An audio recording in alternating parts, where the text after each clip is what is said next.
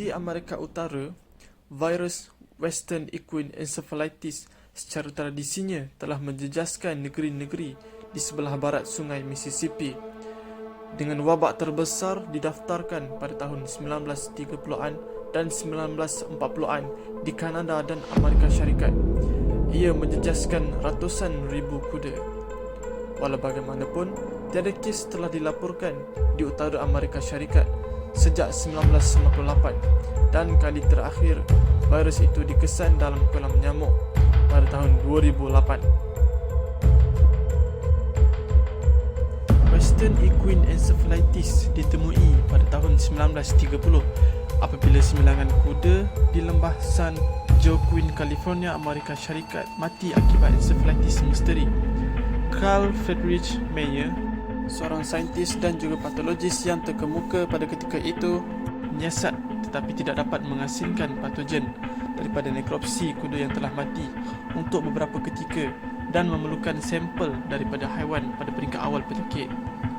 Apabila pasukan itu mendengar tentang seekor kuda yang kelihatan menghidap encephalitis misteri ini, mereka terus bergegas ke tempat kejadian.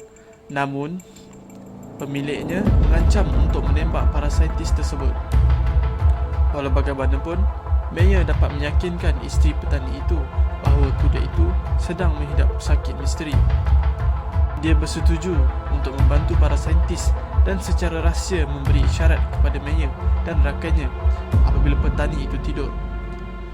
Meyer dan rakan-rakannya bersembunyi di dalam semak sehingga isyarat diberi. Mereka kemudian membunuh kuda itu dan mengambil kepalanya. Oleh kerana bantuan isteri petani itu, beliau diberikan upah sebanyak $20, iaitu bersamaan dengan $355 hari ini. Setelah mendapat sampel otak kuda tersebut, mereka berjaya mengasingkan virus misteri itu daripada tisu otak kuda dan dapat diketahui punca-puncanya.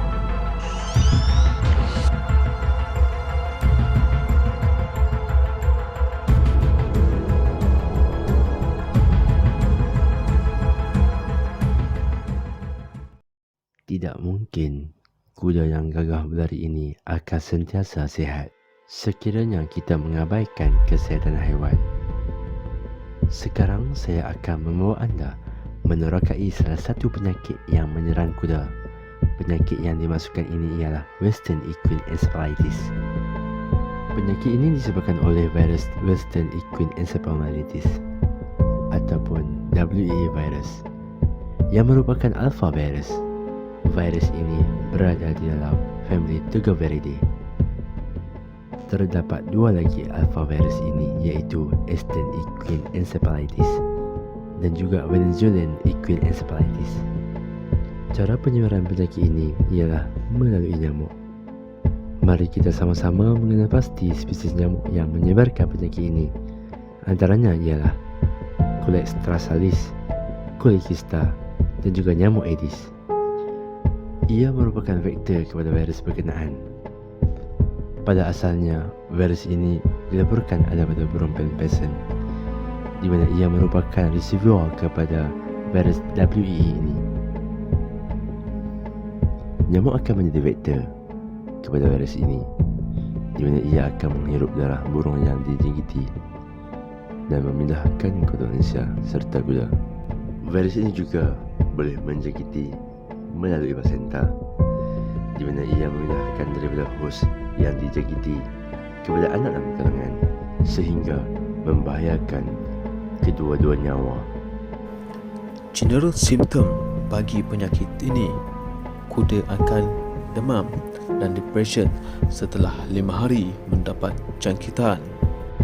Penyakit ini juga boleh menyebabkan diarrhea dan hilang selera makan.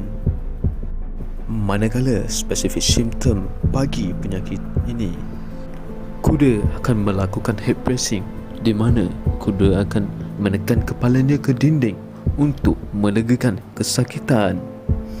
Penglihatan kuda juga akan terjejas dan kuda tidak mempunyai keupayaan untuk menelan makanan.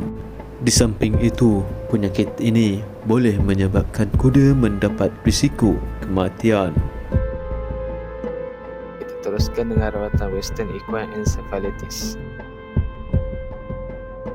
Buat masa sekarang, bagi manusia yang dijangkiti dengan Western Equine Encephalitis, masih tiada rawatan yang berkesan. Untuk kuda yang dijangkiti dengan Western Equine Encephalitis, rawatan yang ada hanyalah rawatan sokongan. Kuda tersebut boleh diberi fluid terapi dan corticosteroids untuk membantu mengurangkan edema di dalam otak. Kadar mortaliti Western Equine Encephalitis dianggarkan antara 20 ke 40% jika kes berterusan ke peringkat akhir. Vaksin ini merupakan produk bivalent tunggal yang memberikan perlindungan kepada Western Equine Encephalitis. Ianya merupakan produk yang mengandungi strain virus yang telah dinyah-aktifkan dengan mencampurkannya dengan larutan formalin. Vaksin ini juga ditambah dengan adjuvan yang merupakan bahan perangsang tindak balas imun untuk menggalakkan lebih banyak lagi penghasilan antibodi terhadap virus Western Equine Encephalitis. Untuk kali pertama, kuda dewasa disarankan menerima vaksin sebanyak 2 kali setahun diselangi antara 4 ke 6 minggu. Untuk dos yang seterusnya disarankan sekali setahun sebelum bermulanya musim nyamuk. Bagi kawasan nyamuk yang kekal aktif sepanjang tahun, disarankan kuda untuk menerima dos penggalak untuk setiap 6 bulan, terutama sekali kuda yang sistem imunitinya rendah. Untuk kuda betina yang bunting pula, digalakkan untuk menerima dos penggalak seawal 4 ke 6 minggu sebelum mereka melahirkan anak. Anak kuda disarankan menerima 3 siri dos vaksin dengan jarak antara 4 ke 6 minggu bermula pada usia 4 hingga ke 6 bulan. Untuk dos yang terakhir boleh diberikan pada usia 10 hingga ke 12 bulan sebelum bermulanya musim nyamuk yang seterusnya. Ini mempunyai beberapa langkah melakukan pevaksinan kepada semua kuda. Penggunaan kipas atau sistem penghapusan racun serangga juga amat dititik beratkan. Pemilik kuda juga harus melindungi diri mereka daripada nyamuk dengan memakai pakaian yang menutupi kulit mereka seperti baju lengan panjang dan sarung tangan serta lotion penghalau serangga.